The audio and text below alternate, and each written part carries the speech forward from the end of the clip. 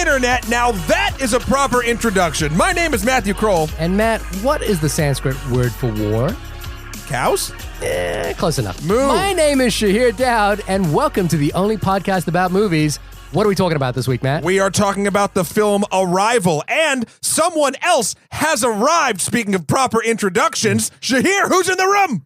Returning guest, Paul Trillo. Paul. Why am I here? Yeah. Why are you here, Paul? How did you even get in the room? I came in this weird oval-shaped pod thing and thought it would be cool if I talked about this film with Well, you the one guys. thing I'm glad about is we're communicating well. And if you want to communicate with us, Wow. Yeah. We are full of transitions.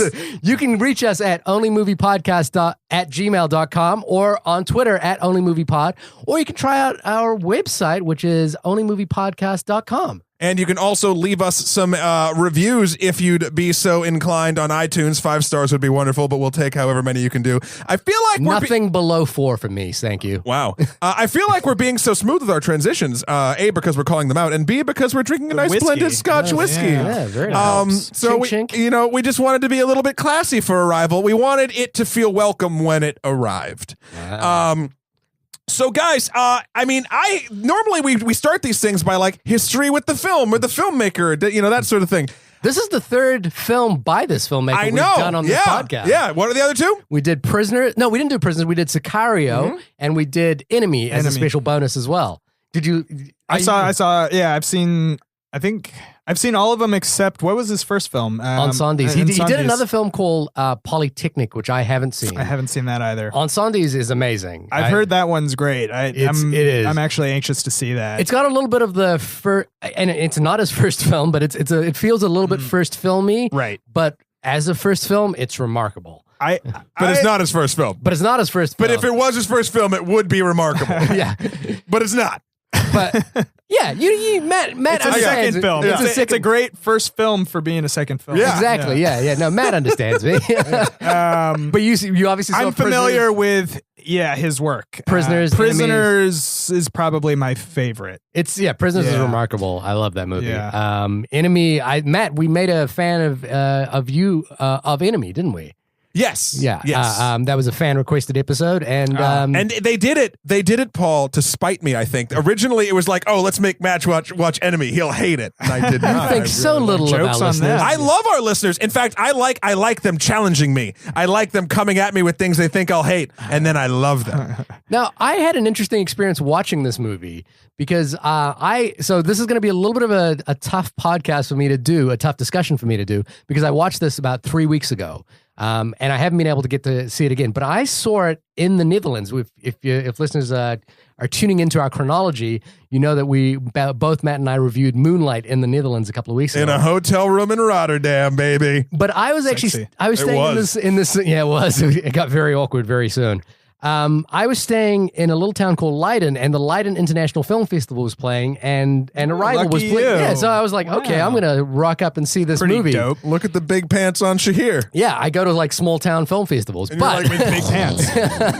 but here's the thing. The film is ostensibly about communication, and a key scene in this film happens through subtitles. And I watched it in a country where the subtitles are another language, because the film played in English, but the subtitles were in Dutch. So there's a key scene that You don't know what the alien said. I don't. That's don't actually. amazing. I don't. I'm I'm actually kind of jealous Yeah. that you didn't get that scene. No, but the maybe thing we is, can talk about that later. the thing is that the film is about trying to interpret language and trying to learn a language. So I was sitting there trying to learn Heptapod and figure out exactly what was being said. So How'd that work out for you? And then you got Dutch thrown at you. Like, son of a bitch. Well, the cool thing about seeing it at the Leiden International Film Festival is I'm not sure if he was a film academic or a homeless man? or a generally homeless man, or it actually is hard to tell. It's hard to tell the They difference. dress the same. Yeah. They talk A lot of beards. Yeah, talk to gray themselves beards. just as often. But I'm not sure if he was a film academic or an astrophysicist, which a very, very wide gamut. But a guy came out before the film, again, speaking entirely in Dutch, so I didn't quite understand, but I was enjoying the experience of basically being introduced to this film by having a lecture before it. I thought that was just kind of like How long was the lecture? the lecture was like 25 minutes. Oh, wow. And it was like It's 25 minutes of you not knowing what the fuck was going on. I was like sitting there going, well, everyone seems to be into what he's saying. Like it seems cool. You just wanted to nod so they didn't point out that you didn't speak the language. I was waiting for someone to like point me out. I was like, oh, there's that guy from the Only Movie Podcast. No, that was never going to happen. You mean the only podcast about movies? I don't even know our name. I know. That's why no one recognized. Yeah, that's why no one recognized you. There's doubt you here. but so I actually had that odd experience. I'm guessing you guys saw this in a more conventional way. I saw it in slightly non-conventional way. The new what's it called? Alamo Draft House. Yeah. I got severe food Poop poisoning. Food poisoning. Food poisoning. Food poisoning. Actually, I've spoken to both Yeah, of you. he told me about your. I'm sorry It for your was bowels. bad. Yeah. It was actually all vomit. Oh wow. Yeah. I'm sorry for your stomach. and So your in front of me esophagus. right now is But- a 1-star review on Yelp, and Matt, you've got a. Alamo's. What did you think? Well, first of all, it's super weird. So if you live in Brooklyn, listeners, at all, if you're going to make it to the city soon, they just put a new Alamo Draft House, which is a chain of very sort of They're all over the nice country movie now. theaters. Yeah. They're Started real in Austin, right? Yeah, which the Austin one's phenomenal.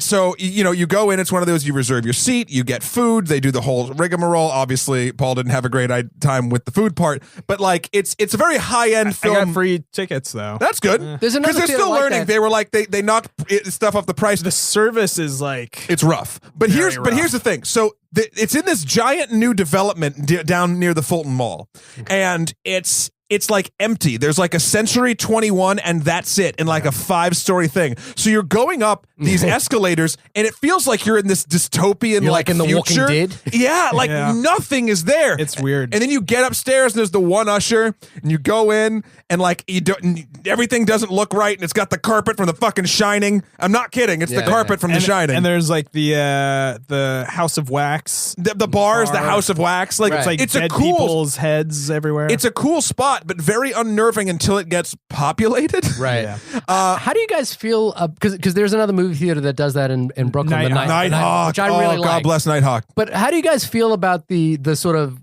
waiters coming in during the movie? Because the Love first time I did it, I was kind of like, this is not the. It's kind of a fun experience, It's slightly but it's not, distracting, though, but it's not. right? It's not the optimal way to watch a movie. Yeah, I try to like I try to eliminate as many distractions as I can when I watch something. I love being engulfed in an experience. Alamo, I felt was actually more distracting than Nighthawk because they're like running around because they don't know how to do it. No one knows what's going on. They'll learn, and you're like, Jesus, like they'll learn. I don't know if I like this. Yeah, I like it because, but it's like watching a movie in first class or something. Yeah, and and by first class I mean that all around, because it's like they have a super strict phone and talking policy, which I fucking love. I think for most theaters like this, and you get to pick your seats. Like you pick first your class. seats. Oh, wow. The one thing You know, I will in New say, Zealand, you can pick your seats in any I was movie so theater. fucking bullshit because me and my buddy went. Me and Steve Buja from Oscar Watch. He and I went, and we were like, oh, you know what sounds fucking good with our food? Like a fucking milkshake. Like, let's get milkshakes. Like, let's not be alcoholics for once in our fucking lives and get some And be milkshakes. fat boys instead. Yeah, I'm fine with that. And like they take our orders and they come back and like, we don't have milkshakes today. And I was like, you don't have milkshakes today. go to the store and get some ice cream and milk. I God guess damn it! the cows in the Sanskrit had run out. Transition. Back to the movie. Whiskey. So overall, first thoughts about this movie, beyond the experience of where I saw it, I fucking really, really liked it. I feel like it worked for me, and we'll get into it a little bit deeper, but like, is a very delicate balance in sci-fi for me. That is mystery versus explanation. And you have to, the closer you ride to that knife point on both sides, the better for me. And something I really have to say about what this movie does, and does very successfully, is it fucking hits that razor's edge for me. Oh, it gets close. Yeah. It gave me the right amount of this is why stuff works, and then it gave me the right amount of mystery, and it gave me the right amount of a fucking unreasonable narrator. No, I'm not reasonable. Untrustworthy narrator. What's that? Something like that. Unreliable. Reliable. Yeah. Oh man, whiskey. I need more of it. And yeah, I think you know, and even you know, there's a twist, I guess, to it, and I'm not a big on twists, but I thought it was done classy and tastefully. Yeah. What do you think, Paul? Yeah, it definitely teetered towards like too much explanation for me at the end. Right. I think, yeah, again, like you just so eloquently said, the best sci-fi doesn't need to over-explain itself. It just has meaning imbued in it. Yes. And it almost got to be like, no, just like leave that where it is. Like at the end, it gets a little hairy for me. Yeah. And in terms of like, but that, I mean, part of that is a product of budget and Sure. people, you know, that have the budget that are like, this needs to make sense. Right. So I can't like 100% fault the movie. This is like the most, and I mean this in a good way, indie, you know, alien invasion movie I've ever seen. Yes. This is what I said when I left the theater. So after Independence Day resurgence, right? My alien invasion. You're done. I was like, nope. And this movie brought me back to zero. Like as bad as Resurgence was, cleansed the palate. This cleansed the palate, and now I'm ready for if someone wants to do another one. Like this, this was the cure for that, and now I can move on with my life. We're not in spoiler territory. Not yet. Not We're close. yet. Shahir, Go ahead, Sheer. I mean, I love the film. I thought, and I'm kind of like I've explained on the podcast before. I'm a Denis Villeneuve fanboy at this point. Damn, you can even say his name right. I can't even do it. I spent some time in Paris. Villeneuve. I didn't know it was Denis. Denis Villeneuve. Denis Villeneuve. Say it. A previous guest. Yeah, we did it. A previous guest, Jimmy Ferguson, basically scolded me for having bad pronunciation. He would, yeah. You know Jimmy as well, of course. Yeah. I love the film. Is it my favorite Denis Villeneuve film? I'm not so sure. I think I would place Prisoners a little bit higher. Is it your favorite alien invasion film of 2016? I think it might be my favorite alien invasion film since Close Encounters. Ooh, that's fair. I really. Are they making? Sorry, I saw this today. Are they making Close Encounters too? Is that a thing? No. I've heard nothing, but I feel confident. That was a poster for a sequel that was never made. Oh, okay. I got kind of worried. I was going to say I'd heard nothing, but I'm confident 100% they are. And what so the reason I thought about Close Encounters a little bit is that the you know, like in recent years when an alien invades, it is about, you know, like in general life. You build a wall. 2013. Yeah. You know, 2013, the Asian invasion of 2012, you know, all those invasions.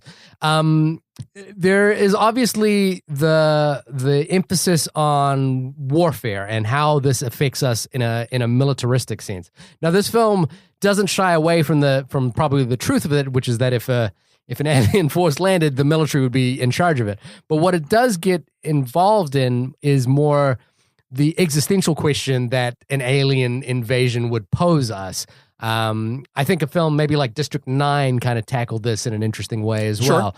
So what that to me, already you've won me over when you're actually talking about what does it mean for this event to happen. Well, actually, what you're saying, Sheer, is a problem that I actually had with the film was that not enough explosions. No, but I get my explosions. There's plenty of explosions. We're fine with explosions. But it seemed like every character other than the main three, being Dr. Louise Banks, played by Amy Adams, Ian Donnelly, played by Jeremy Renner, and Colonel Weber, played by Forrest Whitaker, everyone else in this film is trigger-happy idiots. Like, everyone. Well, there's only 3 people that want to talk to these fucking people. At least that's how it's perceived through the American lens. Yes. And I actually think that was very poignant. Because we don't know what's happening in China. Like, we don't know what's happening in Russia. Because there's 12 ships. Because it's led by, but maybe there's struggle there too. So what I loved about this film is it basically took the Tower of Babel kind of story, you know, the mythical Tower of Babel story, and played it out with an alien invasion. Yeah. And I think, you know, like the idea of like not having the ability to communicate, the idea that language permeates all our interactions and the difference in language is really interesting. And you know, the other thing is, I know you're not a fan of Interstellar, Matt. I like Interstellar a lot. Is it because it was love all along? I have problems with Interstellar, but I like the overall bombast of Interstellar. I think it's very overwhelming. Whoa. For the cheap seats, what the fuck is bombast mean? I think it's a loud, persuasive movie. I think the IMAX experience is great. It's drumming you into submission. And it looks beautiful and sounds great. Yeah, no. And I like the kind of operatic nature of that film. Like it feels like a big space opera. Yeah. And it has problems, but space operas have endings. We're not talking about Interstellar, but what I like about Arrival is it feels like it taps into some of the humanistic qualities that Interstellar was trying to get into in a much quieter. It's very intimate. Yeah, very subtle way. It almost feels like this could be a Terrence Malick movie, but it has more story. But parts of it almost bite Terrence Malick like verbatim. The like steady cam following kids at a low angle with like flares. And so I'm happy to see Amy Adams in a Terrence Malick influenced film that isn't directed by Zack Snyder. Yeah. I'm happy to see her as not Lois Lane. Yeah, exactly. Yeah. And she's having a great year this year. She's wonderful. Yeah. And I'm not sure what quality it is, but she has a certain like every woman quality to her. And I'm, like I wish every woman was Amy Adams. I would only believe it, Cher, if you sing it. I'm every woman. It's all in me. I believe it now. Good. So I like the fact that this is a quiet, pensive film about language. And I what I really love is the hero of this movie is a linguist, like college professor. A college professor linguist who's actually who's trying to apply theoretical knowledge to what is happening in front of them. I was like, I like it when smart people are trying to do smart things. It's dangerous to be talking like that in America, Shahir, right now. Yeah, and then there's so I saw the movie in the Netherlands. Everyone walked out of it fairly ecstatic and jovial, and I rode my bike home and stopped and got a burger on the way home, and people were still talking about the movie and it was cool and stuff. How was it you saw the pre-electoral? No, post. Okay, so post-election. How did it make you feel? I mean, it made me feel like communicating is important. Yeah. And not doing it is at our own peril. Talking stuff to people is important. Yeah. I mean, it was impossible not to think of like the Cold War and the current geopolitical sort of I don't know, chess match or checkers, depending on which political. It's probably chess because there's a lot of Russian going on. Yeah, over there. I think with Donald Trump it's checkers, but well, Putin's playing chess. Yeah, exactly. And Trump's playing. That checkers. was like totally on my mind the whole time. So the film had like more. It was more relevant because of that. It was the first film I saw in theaters after the election. It took me. I think it took me some time to like want to consume something, and then I got through the stages of grief or whatever, where I was like, okay, first escapism, anger, then acceptance, then alien invasion movie, diarrhea, diarrhea, and then you got to diarrhea. Yeah, okay, sorry. And then it's a little bit of escapism. I needed it, and then I was brought back into thinking about politics again, but in a good way. And yeah, I thought that the handling of politics was it just felt well researched. It felt like it almost felt balanced. Yeah, it didn't like take over to like the personal story of Amy Adams too much. Yeah, it was like the right B plot that it needed. So the thing is, because I wasn't able to see the film again after seeing it in Dutch. I went and read the short story that it's based on, Story of a Life by Ted Chiang. And the amazing thing about the short story, it's about a 32-page story, is that it managed the structure, which is so delicate and balanced, is done so well in that short story. And you can see where they got it from. Like the story of Amy Adams, Louise Banks, and her daughter is played off beautifully against the more esoteric conversations about how language works. And there's a beautiful moment where someone is trying to figure out a theory in the film, and we'll talk about it in spoilers. Sure. And it kind of ties back to a personal moment that Amy Adams or Dr. Banks is having with her daughter. and it's funny because it's in the short story, like it's all there in the original text. And I was like, man, who is this writer, Ted Chiang? I've got to read more of this work. And also what it got me into was like, oh, this is what science fiction is. It's not The Force Awakens. It's not like Independence Day. It's not like, well, that's all science fiction. But this is the science fiction I like. This is what gets me going. Like every part of this, like gets me interested in the collusion or the conflation between scientific theory and good storytelling. I think good science fiction is also like allegorical. Yeah. I think those are the best sci-fi films. Yeah, and I mean, like even the fact that the thing that I took away from this, the what I loved about it is I think it's a great story, and then the thing I took away is immediately I went away and did a lot of research on neuroplasticity. And I was like really interested in the theory of neuroplasticity. And the more I read about neuroplasticity, I was like, oh, that's how that ties into that story thread. Like they really thought about these kind of high level scientific ideas. Like in the short story, there's a big thing about Fermat's principle of least time, which is kind of a complicated idea in physics, but it's really connected to the actual narrative of what's happening in the film. And I was like, wow, that's what great science fiction is. That's kind of what I wish I saw a little bit more of. People call me a nerd.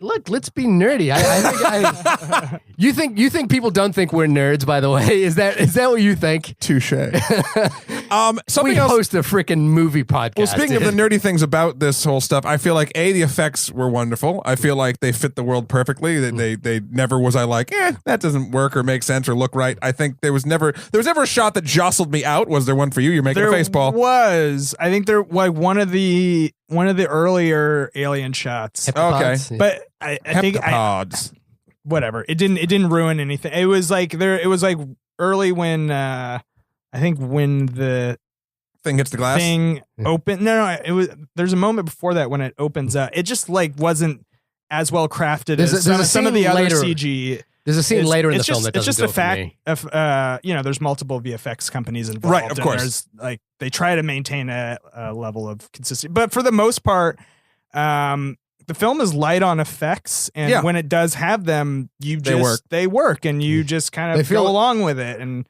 I think the best effects are like some anti-gravity effects that happen right at the start of the movie, and they're not like big CGI moments. They're just like, those are the things fun. that I love in movies when I'm just like, oh. Yeah, that's also a cool moment. Yeah. Like it's just one of those moments where I don't know if this is a spoiler. We'll get into it. We'll get into it. Whatever. And the other thing I would say, I really love the stylistic choice, the art design choice of making these creatures, and obviously it was in the book too, but making them heptapods, making them basically kind of squid-like in a weird way, because a lot of sort of theory about what sort of if life was going to look similar to the way that life looks on our planet, especially under the seas of Europa, under all the ice or all that shit.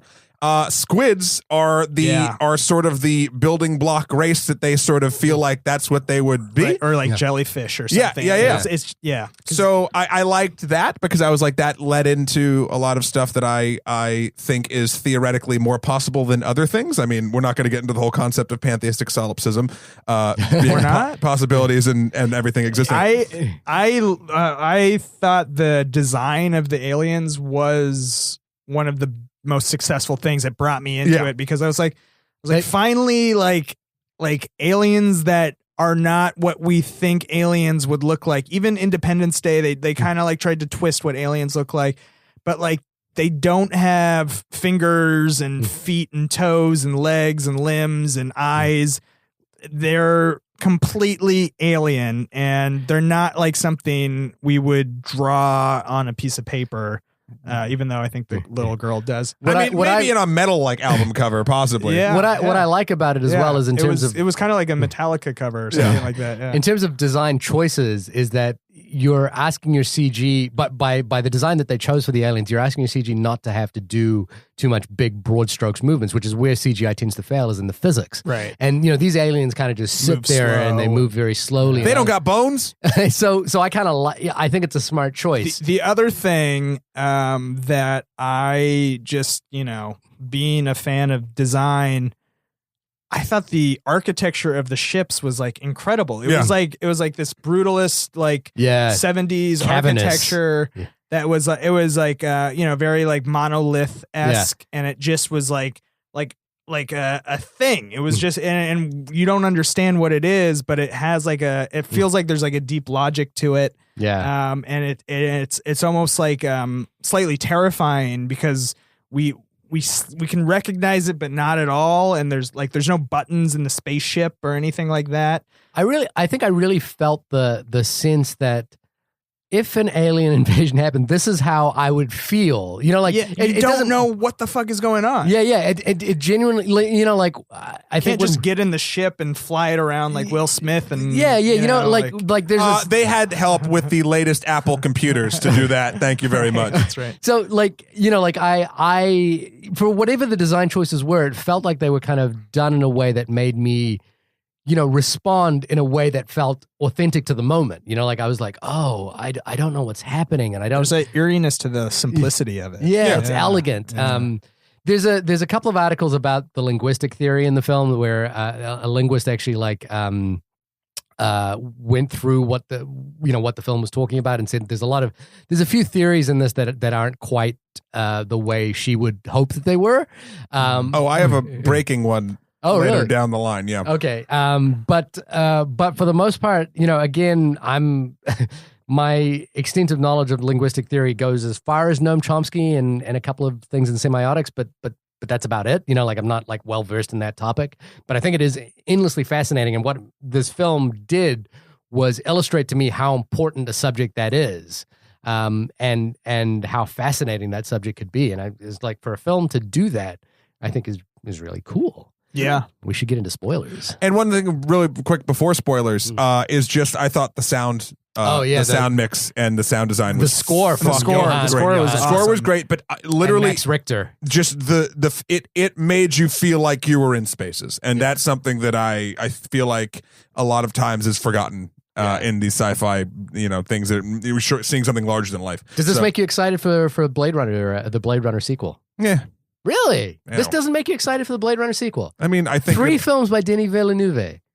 This is the first one I liked Enemy a lot, and then I liked this one. I mean, I think Blade Runner will be fine, but I don't think I'm of the camp Blade Runner doesn't need to be redone. Why the fuck do a different fucking movie? Do another movie. But I'm not a big Blade Runner fan. At least they're picking someone interesting to tackle it. Of course. But let's have that person, let's give that person the budget he would do with Blade Runner and do something new. Yeah, it's unfortunate that Arrival has it's not a low budget, but for what they're pulling off, it's what, $47 million? I think it's less than that. Oh no, maybe it is. 47 mil. And as for what they're pulling off, they haven't made their money back as yet. of yesterday. But they might. But then I was reading an interview with the producer, who said, look, we're not going to try and sell.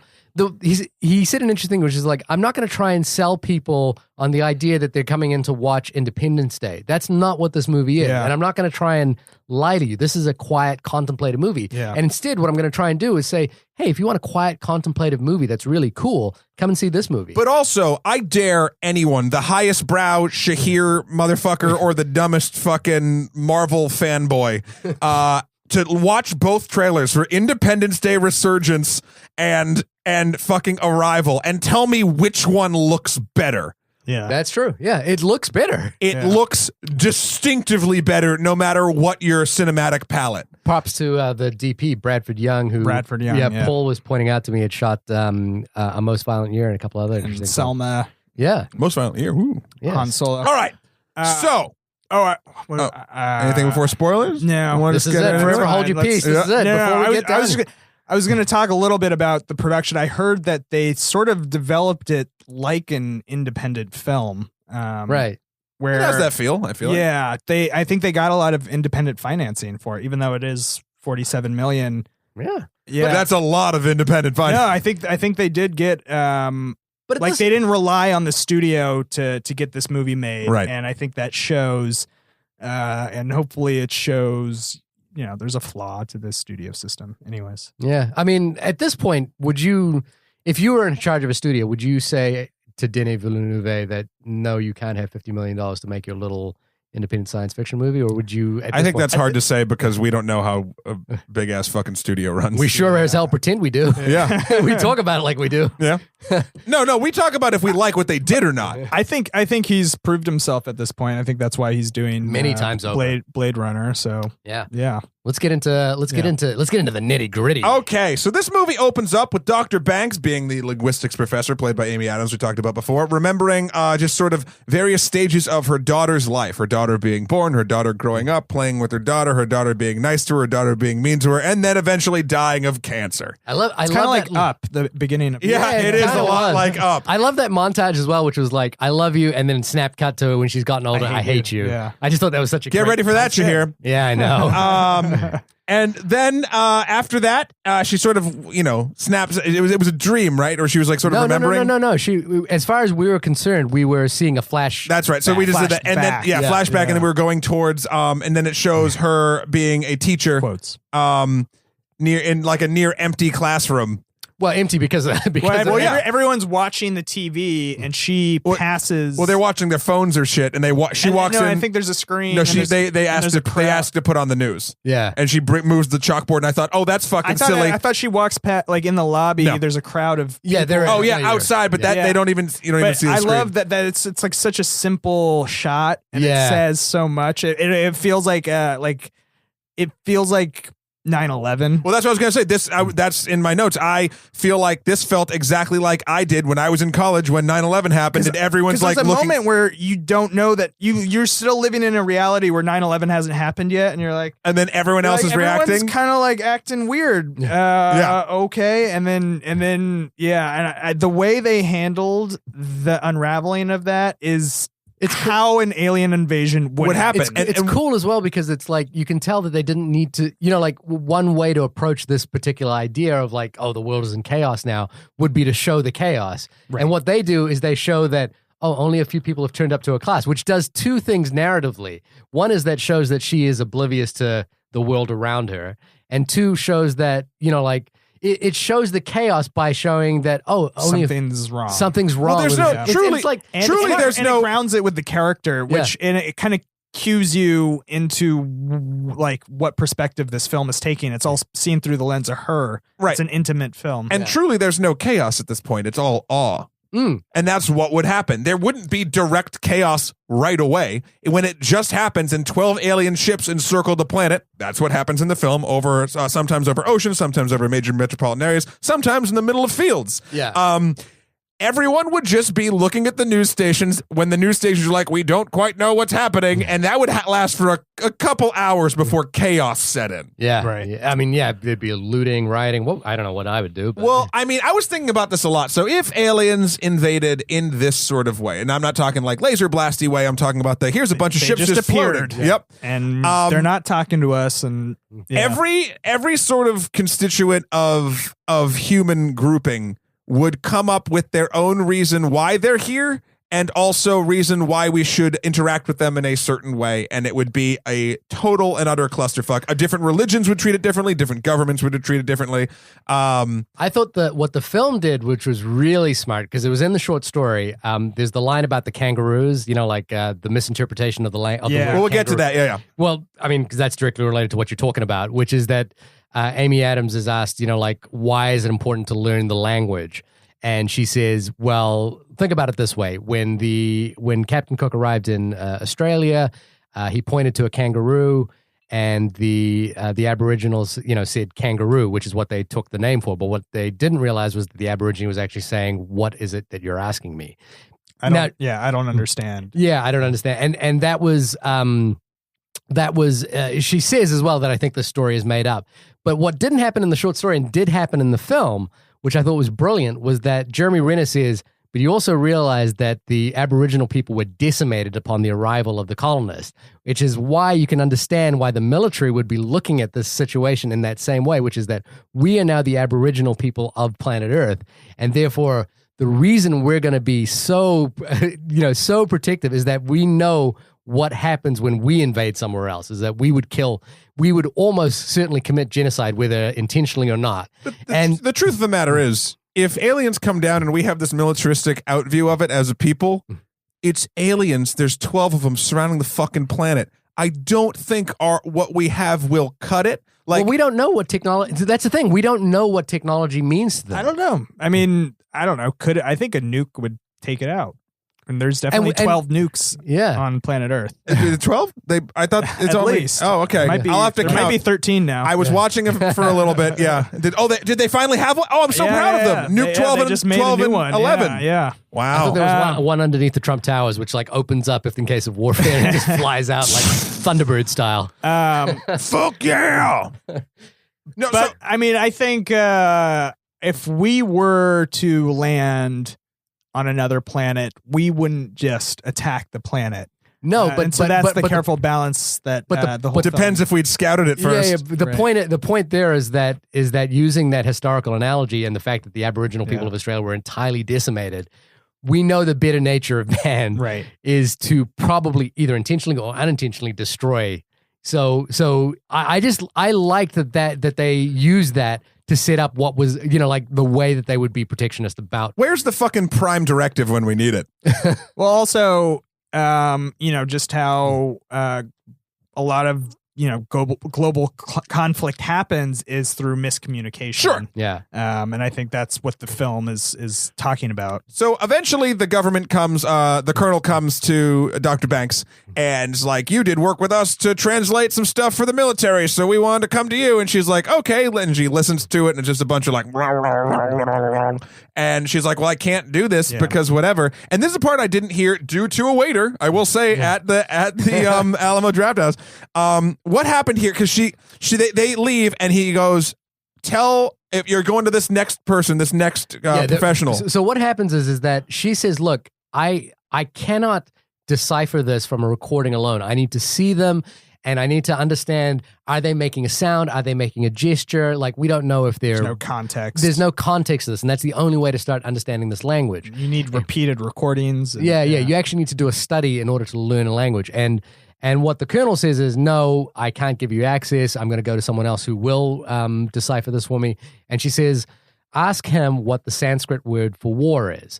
Yeah, there we go. And it turns out that there's a miscommunication in the Sanskrit word for war, which means a desire for cows or something along those lines. And to his better judgment, the colonel basically says, all right, yes, we need to actually do a study. You're our doctor. You're our doctor. So she teams up with a physicist, or she's introduced to a physicist played by Jeremy Renner. Hawkeye. Yeah. I like seeing Marvel action heroes in a film like this. Just like I like seeing... he's an actor before he's a Marvel action hero. Yeah, and I like seeing Jeremy Renner was in an episode of Louie, which I was like, man, this guy is really good. He plays like the weed dealer. Yeah, weed dealer or something like that. Yeah. That's right. But what's the lines that are exchanged there is that the first weapon drawn in any combat, in any war, is language. And language is the most important thing, the most important fundamental cornerstone of our knowledge. And Jeremy Renner's character says, no, it's science is the cornerstone of our knowledge, or something along those lines. So you get this idea that, will they, won't they? Yeah. And boy, they will. They sure will. So they meet at the helicopter. They're flying out to the alien spaceship. They go to the little government tent city where it's at. And then every 18 hours, the ship opens. But can we talk about the fog shot? Talk about a fog shot. So they're driving to the ship for the first time. They're flying on a helicopter. It's like a couple minutes long. So the rumor that I heard through the grapevine, and write in if I'm false about this, but this came from a reliable source, but I can't tell you who. He's in the room. Yeah, no, is that this fog shot, there's a beautiful shot of the helicopter going towards a spaceship, and there's just fog rolling over the mountains onto this field. Apparently that was a natural phenomenon that just happened, and they just fucking saw it happening and were like, fuck, we need to shoot this now. And they rallied everyone real quick, and they just went out and did it. It's funny, the friend I saw the film with, he owns a drone company, and he reached out to geologists. Oh, really? Who studies weather? Meteorologist. Sorry. No, so I don't know. Brain fart. We did like an outreach to meteorologists because we were trying to find a location in the U.S. that naturally has this. There is a place near where I grew up in Marin County that has this phenomenon. But it's and then we saw that together and we're like, damn it, like they got it. Simpsons did it. Yeah. The thing about that shot is you've just told me that it was a real shot. Even you telling me that, I go, surely they CGI'd that because it's just it's so. No, they actually built the alien ship. Yeah, and then put it in, and the meteorological effect of having an object. The in ship's the air. just really close to the camera, and it's on a stick. Yeah, but it's so. I guess it's one of those beautiful happy accidents when you're making a film and everything you're doing is kind of like thinking about how everything ties to your story. And this is one of those things where and they're like, fuck clouds, go. That fog rolling over feels but it's like a phenomenon, and it's like one of these things that like you can't, it's just like it's unpredictable and we don't fully grasp what it is. It's like as if, Mother Nature has this like deeper knowledge that we will never know. That it kind of played into that whole concept, I feel like. Yeah. Anyways. And again, like you were talking earlier about how like it makes you unsettled and you're like, oh, what am I feeling? That fog actually does plays that. into the tone perfectly. And you can't see through the fog. There's they got lucky. So they get to the ship. There's a little crane thing, not a crane, but a little elevator, like the portable drivey elevator, scissor lift. Thank you. And they go up and they open up they go into the alien spaceship with some military guys.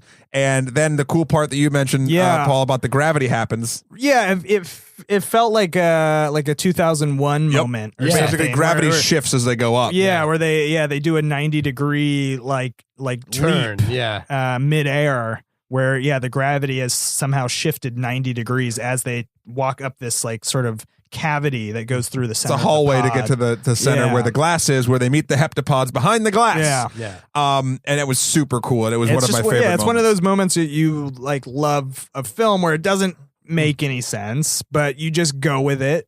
Do you think it makes sense? I mean, you could argue that the ship has gravity. What's the point of it? I feel beyond it being beyond it being like playing into the unsettling, like, oh, this is something we human that is beyond us as humans. No, they actually say it in the film. It has a direct narrative thing, which is they're talking about how we don't have access to the internals of the ship because the aliens probably have a protective layer between their atmosphere and our atmosphere.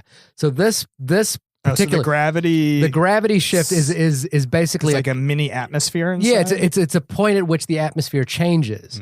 It's a point at which where the conditions between our pick up a lot. I just took it as the place the waste gets jettisoned out. Yeah, I thought it was cool. Yeah, but the thing is, it looks rad, and like what's weird is it's like I've seen bigger effects in bigger movies that don't feel as effective as this. Right. And I think it has that like thing Doctor Strange has like way crazier shit, but there's something so simple about that. Yeah. I think they're really like tapping into like, I haven't seen Doctor Strange, but I feel like that's a film that would overwhelm your senses. You dodged that bullet. Yeah. And by bullet, I mean totally enjoyable film that you'll never see. No, well, I don't need to because you recorded a great episode about it. So what I like is that there's this sort of sense of examining the tactile, like we see close-ups of hands like touching the ceiling as we're walking. Mm-hmm. We see Jeremy Renner fall over as he's trying to adapt to it. Like it's those little I fell over. I fell over again. Yeah. I've fallen and I can't get up. So they get in there and they start making the noises again. But Dr. Banks is like, whoa, hold on. And she starts drawing on a whiteboard. Side note, everyone that they were going with, the colonel was like, what the fuck you bringing that for? Yeah. And like yelling at the scientists for bringing a whiteboard. Like no one had seen a whiteboard. That's pointless. That's stupid. No one's thought of drawing a thing. Yeah. That was one of my problems with the film was this kind of cliched, like, oh, the military doesn't understand the experts that they brought in just because we need some sort of like drama. We need some sort of tension between the characters. I hated that. Yeah. And it was just like, I've seen that in Hollywood movies all the time. Like, just let. I think you could have just had the military. Why be mad about it though? They should have been. They could have been super helpful and still have China and Russia sort of be the. Is this whiteboard big enough for you? Yeah. Oh, we got 3 different whiteboards. We're not sure how large you want to draw, but this was like that's what actually would happen if they wanted to play fully realism. And this is like, what the fuck? What the fuck are you doing, geek? Yeah. Like, fucking, you bringing a. I think that monologue about kangaroos in Australian colonialism works for me because I think but that convinced them. That's my point. Yes, that whole moment works. Like if the military's like, blah, blah, blah, blah, blah, and then they're like, no, this really poignant thing about the word kangaroo. And then they bring them on board. They're like, oh, okay, cool. Then we'll go. But then every step of the way, there's someone being like, why aren't you done? This is taking too long. Well, it's like, oh, can't you do science faster? No, but the thing that I like is that there's a agent of the government. I think he's from the CIA, played by Michael Stuhlbarg, also from the Coen Brothers film A Serious Man. Who's basically trying to negotiate the fact that this is one of 12 and he's trying to like figure out, okay, if we do this has impact for what China's going to do. And if China does that, Russia might fall in line. But then our heroes have to convince them to share.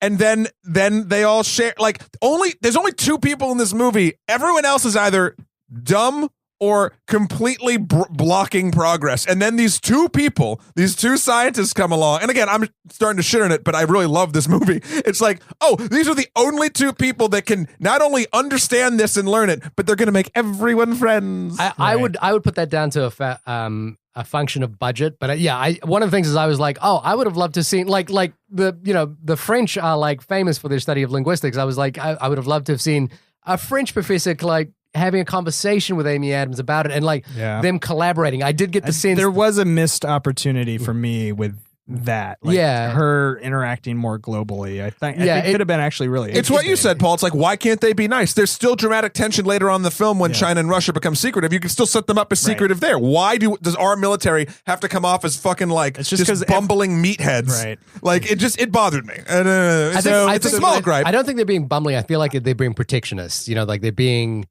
overly cautious. In the story, they're not trusting the fucking scientists. They're treating the scientists like idiot children that they brought in because they can't understand what's going on. Well, remember, again, their mandate is to protect the people. So they're kind of going, you've got to give me information to not like activate the warheads at this point. Sure, but they're giving them shit before they bring them on to do that job, and then they give them shit before they do the job. Right. That's what bugged me. Anyway, it doesn't hurt. It's just a criticism of sort of the way it was structured. I guess what I'm saying is that I can buy. I know you're saying that it's like, but in a worse movie, we wouldn't have even been talking about this. Of course, like I'm literally looking for problems. I think the one thing though about this whole whiteboard thing, it's the conceit that's the suspension of belief that you have to go along with, like, and maybe my understanding of linguistics is not very in depth, but I was just like, you have to suspend your belief that like writing on this whiteboard, the aliens understand it, then they make a sound, and then the little puff of smoke comes up, and that all correlates to each other. Like, how is that not just random shit happening? Well, and so that's the point, the suspension of belief the whole movie relies on. You also have to believe that they can see the same way that we see in the same ultraviolet spectrum. You have to believe that they know what holding something up and pointing to it to yourself. 30 feet away, whispering. And knowing what your arm is. What does a pointing to yourself mean if you've never seen a human before? To me, it was like, again, just talking shit on a great movie. You try to look. That's what I do. Yeah. No, but you have to go along with like some, and it took me a second, I gotta say, to be like, this is a little like too easy, actually. Yeah, it certainly feels easy in the film. It doesn't feel easy in the short story, but I think there's a theory that, you know, like you need to try and find symbols for things. So basically, she's saying that this is a symbol for me, because she writes this, then she points to it, and then she's expecting. I think in theory it works. I just wanted, if you wanted like tension in the scenes, like maybe there's just like she thinks she's like onto something, and then like her whole work was actually wrong, and then she has to like rethink. You know what I mean? Like that's where you could get tension, is in her struggle to understand, and there was no struggle for her to understand them. Yeah. So eventually, and then it kind of goes through the circles. They shoot this ink out of their hand that then becomes sort of what their language is, and it's all sort of super complex. I want to talk about that, because that to me is one of the best things about the film. Sure, is like, if aliens fucking came to Earth, we wouldn't understand a single thing about them, and even like having like non-verbal, non-linear, maybe they're verbs. I don't know. But anyways. Like a non-linear form of language, I thought was like so amazing. What I have dubbed the Etch-a-Sketch method. Yeah. Because it shows up for a minute and then it goes away. Right. It's fucking crazy. And there's reasons why it is a circle. The effects of it are really cool too. It's like material. It's like solid, but not solid. It's great. It's very imaginative. It's very a lot of thought was put into that. Yeah, it's kind of brilliant, because it also, again, the design ties into the narrative conceit that happens later on. So eventually, after some science montages of them like learning and becoming friends with the two hypnopods, which they montage. They named Abbott and Costello, which I thought was really cute. They were called Raspberry and Flapper in the short story. They made it better. They finally get pressured into asking too soon the question of why are you here, to which the aliens give a cryptic answer about for a gift/weapon, and everyone gets spooked. Gift of weapon. But I love like they're, like then Amy Adams has to come and explain it. I'm like, oh my God, is she just trying to explain away what they've said? But she's also saying like, what does weapon mean? Like a weapon could also be a tool. Yeah. So at the same time, China and Russia cut off communications after learning something. It wasn't that. They just stopped. Why did they stop? They did learn that. They learned that, then they're like, oh fuck. I think the Mahjong thing happened before that. No, what was that? They were playing mahjong with the Chinese were playing mahjong. Oh, and they were setting up. They were communicating in playing games by playing games, which I thought was also like a nice, like interesting. But then it set them up. I think Amy Adams calls it out that there has to be a winner and a loser. Right. Yeah. Exactly. So their they need to find a zero sum. Perception of this is that like it should be approached from a purely militaristic standpoint. Right. Yeah.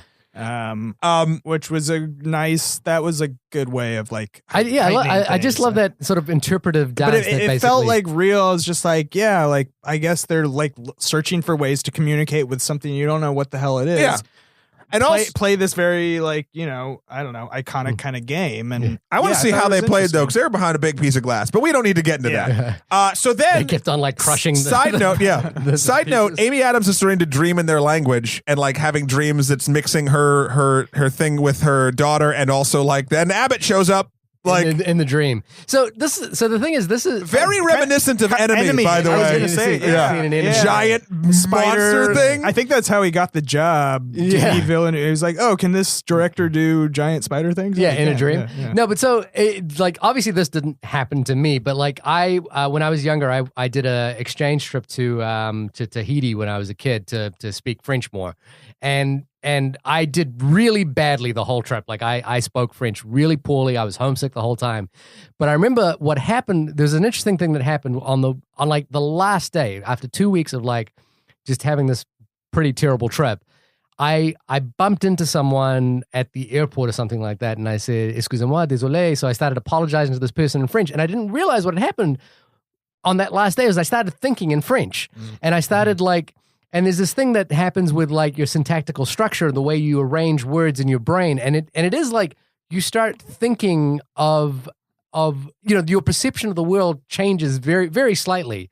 And it was like, and you're supposed to dream in that language, like the more you get immersed in it. And it happened to me. So like when this idea that happens to her in this film, I just thought was really powerful, and it just reminded me of that experience, which. Like when it happened, and I was like, "Holy shit! I'm actually not thinking in English anymore. I'm thinking in French." Right. It is remarkable. Muzzy would be proud. Muzzy?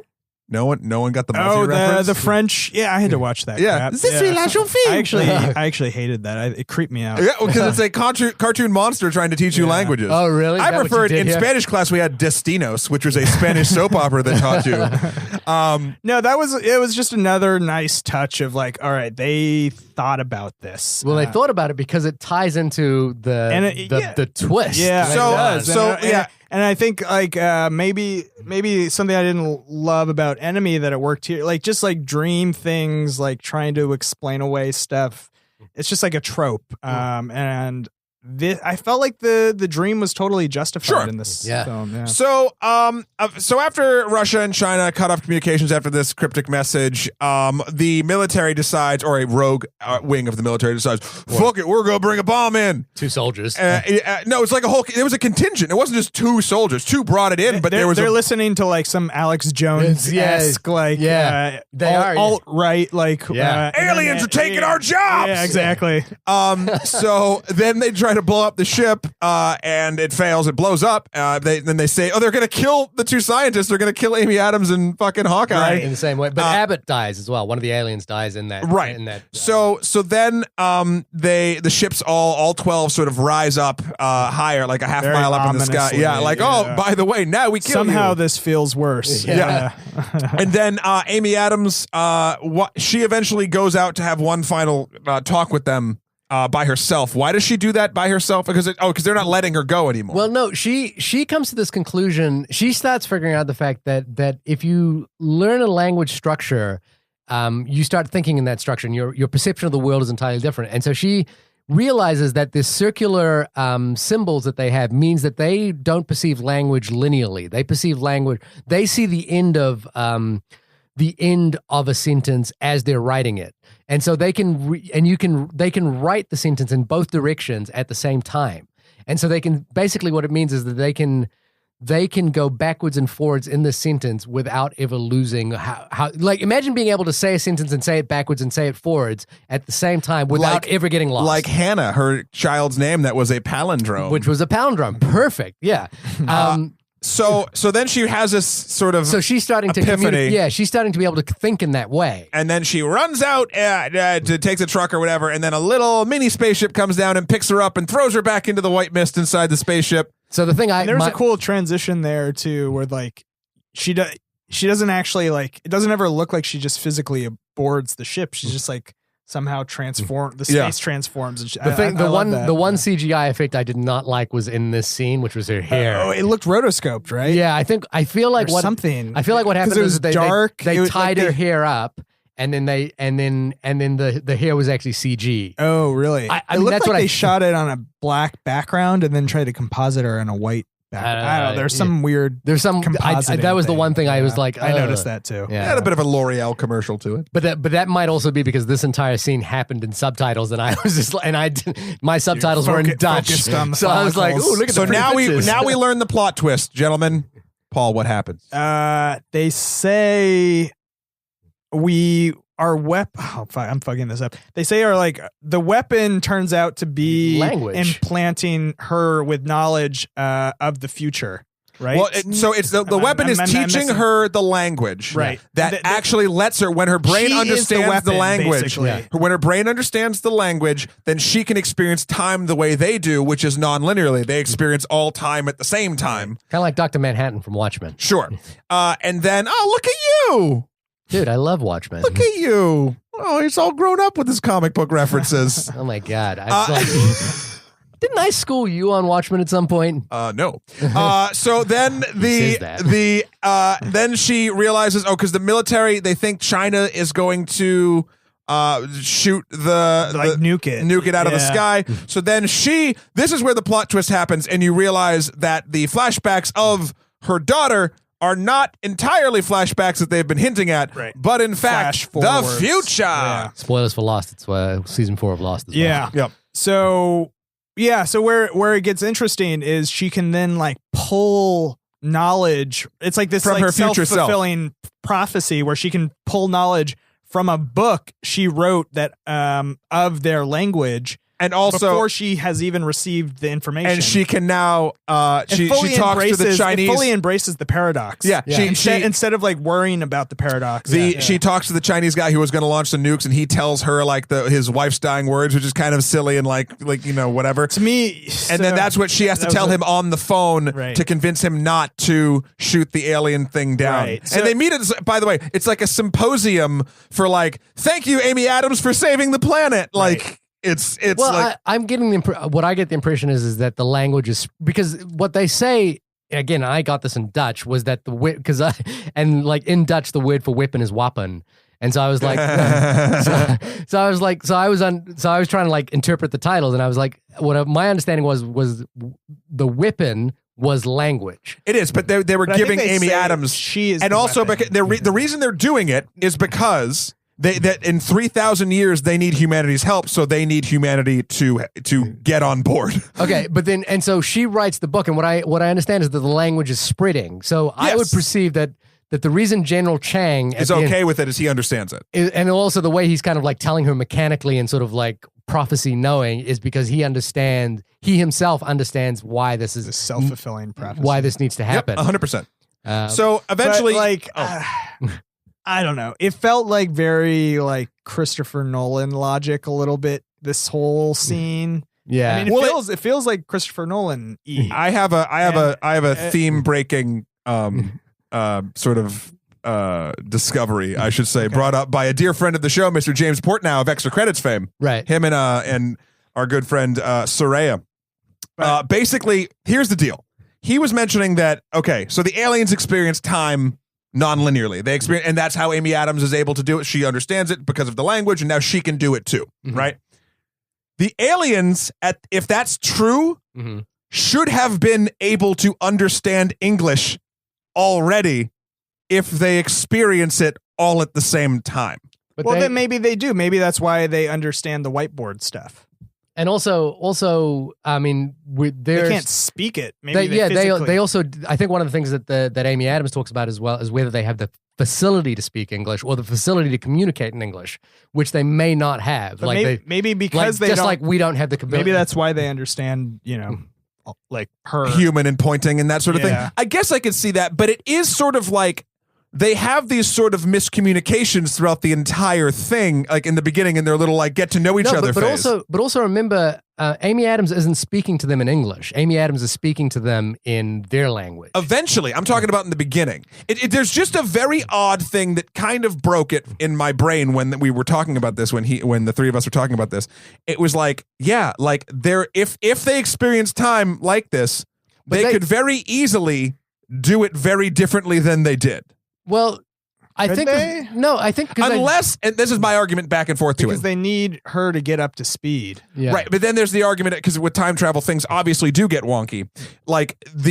Does everything have to happen the way it has to happen in this world that we're talking about? Right? Because she can't stop General Chang until she learns the language, and and this is where the beauty of the theme of the film comes in to play for me, which is that by doing this, she knows ahead of time that her daughter is going to die, and she still chooses to have that child. Yes. And that's thematically what this film is about. And just like maybe that's why, and I had said this too, and we were all sort of talking about it before, but like maybe that's why Abbott has to die. He has to choose to still die because that's when he dies. But also, and Amy Adams chooses because she has to experience the death, just like Amy Adams chose to have the kid to experience the kid and to give the kid at least a small part of life. Remember as well is like they're not actually traveling through time. All they're doing is they're experiencing. Well, their consciousness is sort of jumping between time. Yeah, they're experiencing knowledge through time. Yeah. So that's slightly. They're not like. Yeah, they're they are flashbacks, but they're experienced like. Yeah, just like it memory. happened. Yeah, it actually happened that way, but they can.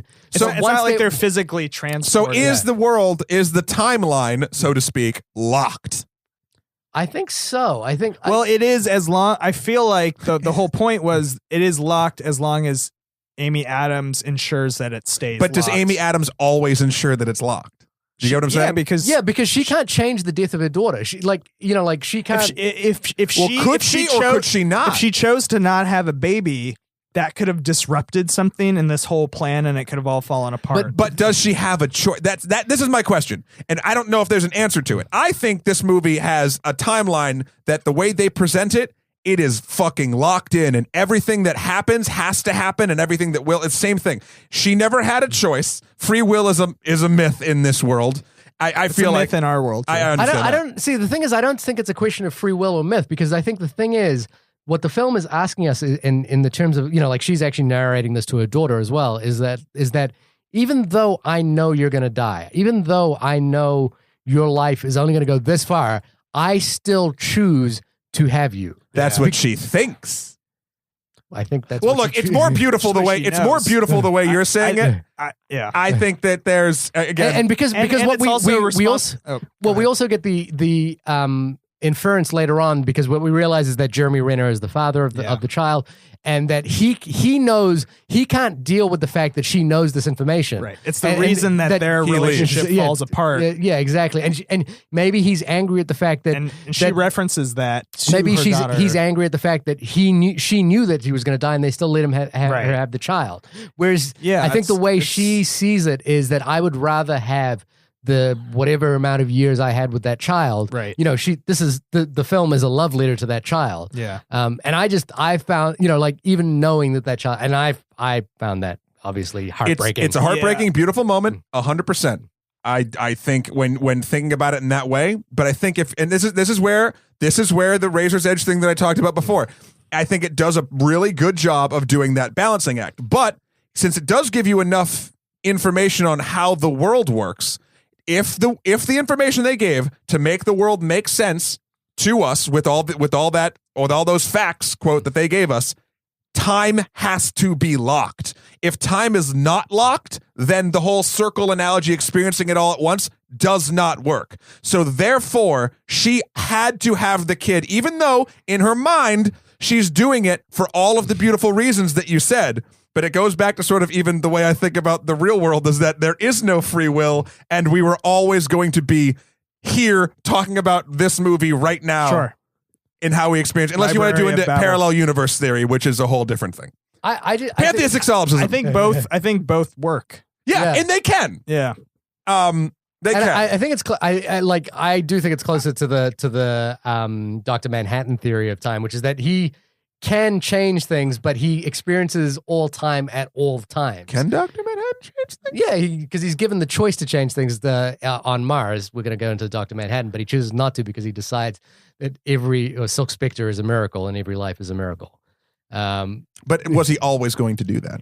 I think he could have made the choice. I think to your point, though, it's like, because it's just a self-fulfilling prophecy. Because this ultimatum was placed on Amy Adams, she doesn't have a choice. You know what? It's interesting is I think so even though she thinks she has a choice, and she goes through with it, and she's doing this thing to have a kid against her own sort of moral feelings about it, because this thing has been imposed on her, she can't break it, and there is no free will. Here's the thing. I think I'm still caught up on this, the wife's dying words thing. And, I still can't get over that. I was just like, So the one thing I was going to say was that it was just the way clunky. The way you've described it is. Do you remember 28 Days and 28 Weeks? And the sequel. I don't think I saw the sequel. The sequel, they basically had this idea that the zombie movie. Yeah, the zombie movies, and the whole concept of the sequel was that we saw we saw a story from the zombies' perspective for a little while, and it was basically how what we thought was terrifying and monstrous was actually sad and deeply profoundly affecting. That was kind of what the conceit of the sequel was. I think with the way you've just described it, is I've taken from the first viewing that there's this beautiful sort of cyclical nature to life and choosing what we think we can have, but there would be an interesting sequel where Dr. Louise Banks is essentially Cassandra. She's kind of like she's afflicted from Wayne's World. No, Cassandra, the Greek myth, the woman who could see the future, but no one believed her. Schwing? Bada Schwing? No. No, so it'd be interesting to you could take the character further in telling this story about how now having the ability to see through time is actually the greatest sadness in the world. Here's the deal. Dr. Manhattan can change the future. Yeah. Because the entire crux of the story of Watchmen is not. Listen. Let me finish. Change the past. Let me finish this. It's about multiverses. It's like multiverses and things like that, where this movie, where Arrival, the entire basis of how the language works and affects your mind and makes you experience time, it would have to be locked to make sense. Yeah. But you're being the romantic of it, and I appreciate that. But I also think that's what the film is trying to do. Right. But they also gave us, if they, and I'm saying they gave us a little too much information where now we have to choose how we experience it. And you chose a beautiful way. And I really liked it in that moment too. And it sounds like you did as well. Yeah. But there is that whole like, well, it's always going to be like this. Like, yeah, that's what I mean. The sequel could be like a sadder interpretation of like having the knowledge of the future. No one knows what it's like. Who wants to live forever? That was different. Anyway, guys, we've run way over. This has been a very interesting conversation. So final thoughts. Shahir, should they see the movie, yes or no? Absolutely, 100%. Paul, should they see the movie? Yes? Yeah, 110%. I think you should do it too. That's 3 for 3. So go see Arrival. It needs your dollars because we want more sci-fi films like this. Yes, at least break even on this movie. Exactly. Yeah. This has been the only podcast about Arrival. Paul, when you're not talking about existential alien crises, where can folks find you? In my bed. No, it's all I do. No, I guess, you can find me on Twitter, just at Paul Trillo, PaulTrillo, or paultrillo.com. Go check out his films. They're amazing. Nice. Shahir? ShahirDad.com. That's ShahirDaud.com. That's got links to my Twitter, Instagram, all that stuff. I don't know why you'd want to look at that, but there I am. Because you're a beautiful human being who finds lovely things in all types of cinema. I'm leaving now. You also hate fun, though, so fuck you. You can find me at Skeletor with the number 4 PREZ on Instagram. Oh, really? Yeah. At episode 70, whatever the fuck we're on, now you're going to flip it on me? I don't think so. You're the one that hates fun. I know you are, but what am I? You can also, that's exactly what you did. Also, Emperor MSK on Twitter and MatthewKroll.com. Also, please review us on iTunes. And, this has been a really fun conversation. Is this the last episode of the only podcast about movies, or am I going to look into the future? Only because it's also the first. What? Boom! All right. Bye, everybody, or hello.